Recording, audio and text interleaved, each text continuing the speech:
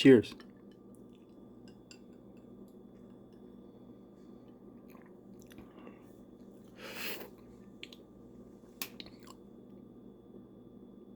I have to close my eyes. You can't really tell. I got the shades on. You might be able to notice that. You might not. You might just be doing something that is not very mighty, but you're a part of it anyway, and you're unaware. Ooh. All that stuff. I think, let me just be blunt, I guess, instead of trying so hard. The second I put a camera on, all my thoughts go, they go out the window, or into the window, depending. But let me break it down like this. This is, hey guys, coming to you live. Hey guys, it's me, your boy, the guy from the Mayan time machine with the fucking big hands and dragons coming at you. Hey guys, it's me. Hey, it's your boy. It's your boy. It's your boy. It's your boy. Am I your boy? Am I your son? Currently, I am your son. Maybe little moon. Maybe little moon, you want to pay closer attention to me. Maybe look up one night and go, oh, that's kind of nice to look at. I wouldn't know. My back half is covered. In fact, the brain, logically right now, there's this archway, you see, but the brain, without the camera, fills that in as nonsense. But I won't get to that right away. Right away. Oh, right away. Just right away. I think the best way to understand our reality, the first thing we can do is to understand dimensions. Critical that we understand the actual basic dimensions of our reality. And even that is just very, very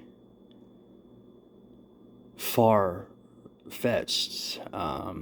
barely spoken on, barely understood, just the basic dimensions of our own mind. But we understand that we see in the third dimension. What does that mean? We have two eyes. Does that mean that my vision is the only third dimension that I'm seeing? The first dimension is incalculable to a being such as ourselves. So for us to understand one is impossible right off the bat. What would be a straight line instantly is a tunnel, or not. To have the third dimension, one automatically, you would think, connects to three. For you can't have two things. You can't have two individual things aware of each other that don't add an extra connection. So we can think that we see like a camera lens or stereoscopic. We think that we see stereoscopic with our own eyes. That's an individual's third dimension, and right away it's just a clusterfuck. But we were born to two parents. Their observation is what confirms our reality. It's them looking in on us that makes us just trapped in this little tunnel. And we're all trying to understand. They say the next stage is the fifth dimension. Well, we'll get to that. We are third dimensional beings via observation, living our own one timeline, which is a tunnel, fourth dimensional, if you will, automatically. You can't have a tunnel unless it's observed and contained, but our own, like Donnie Darko, tube coming out from the individual, yada yada. We say that we're moving towards the fifth dimension. I think the fifth dimension is agreeance. The fifth dimension exists without saying. It's that unspoken connection that we share with each other that's just there, almost completely eradicating the fourth dimension entirely, the first through fourth entirely. It's like 2/3 of it don't even matter. And it's that feeling you get when you're out in public and you see someone or you see something and you're like, damn, that's a nice outfit. Maybe very rarely, you're walking, someone's looking kind of fly, and you look at them, you're like, oh damn, they're like, that's that fifth. But like, everybody thinks that person's fly, that's that fifth that we share. It's a sporting event when we all get riled up. But if no one's aware, or if it doesn't progress past that, then it's still just contained, locked back within fifth. It goes nowhere. It's just trapped in the tunnel. What is the sixth? What's after? That would be almost like celebrity, like at least 3 people thinking they know everything about this one person. That's what kind of creates a celebrity, is like, they're like, oh, and they're in the spotlight, and they're just trapped in the tunnel. Anyway, I think the sixth dimension would be like a godhead, which would be an actual group accepting a godhead, because you're completely contained by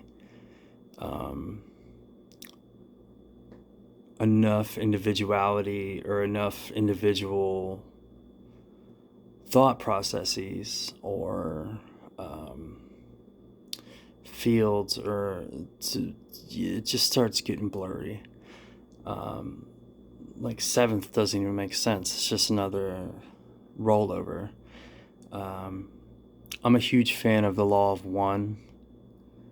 If you look into it, lawofone.info.com, and in it, it is a channeled contact that we have that's too intelligent to be made up. And if it's made up, like, goddamn, like, come on, like, the internet's not that smart.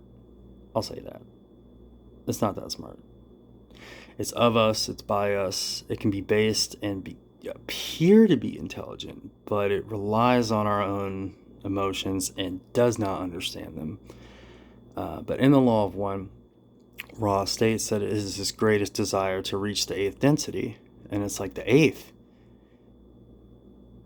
You want to be completely just trapped at a point in your tunnel, basically just a sphere, like just like a sphere with like a cross in it. Like, I think that written word provides that link from that blind state of our mindset, because dreams are that individual's tunnel. Dreams are just 1 through 5th blank stated.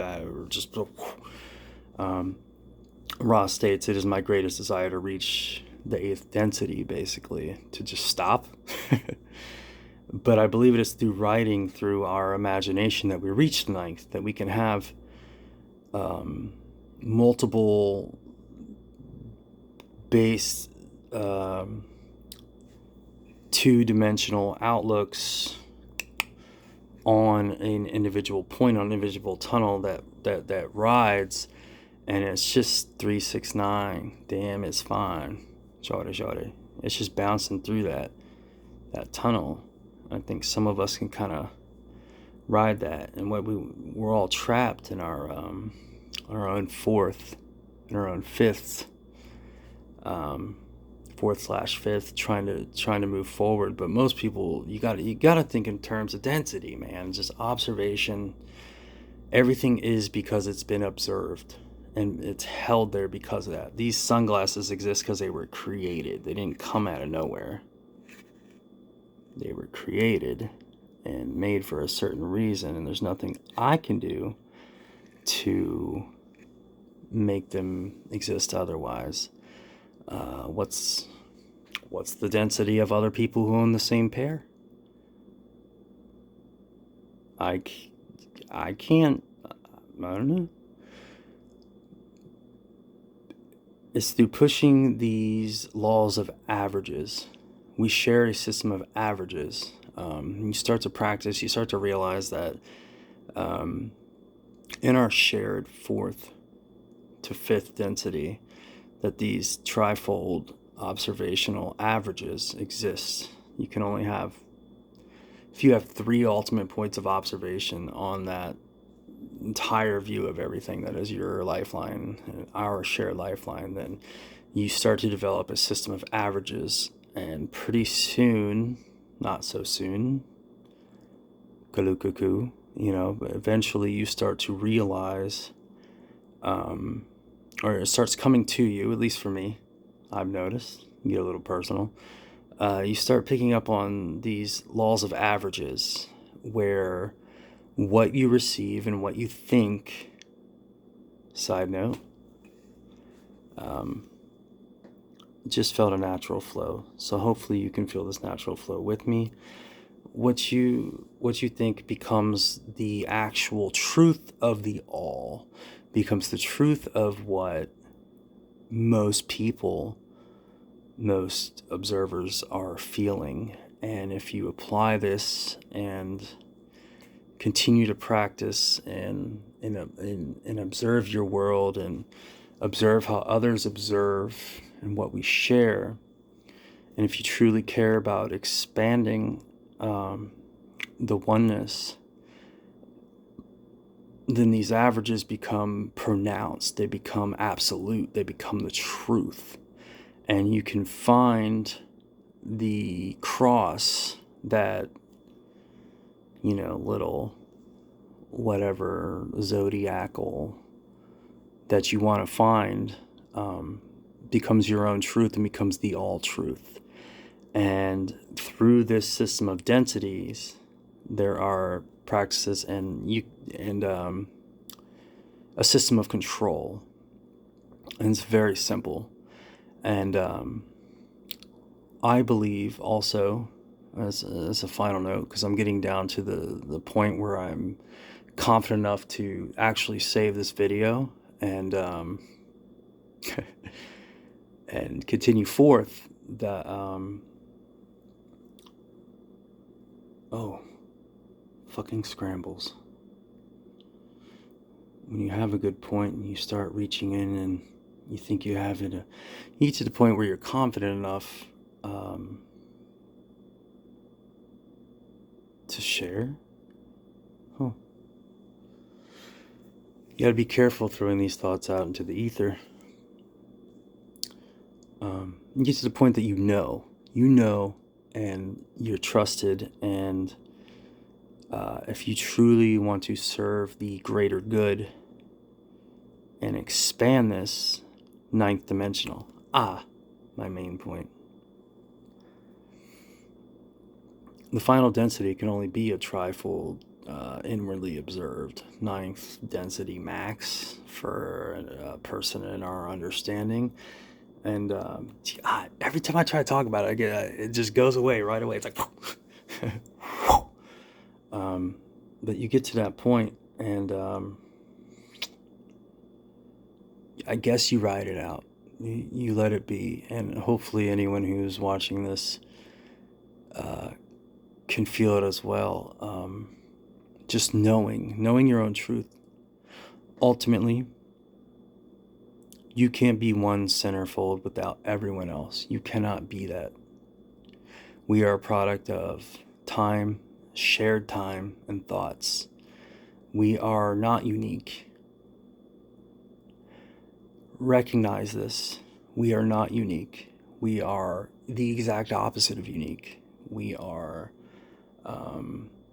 sharing everything. We are a culmination of everything that has been, and very far from what will be, I believe. Much love. My name is Timothy Moss, if you will. I hope this video finds you, and I hope you enjoyed. Thank you.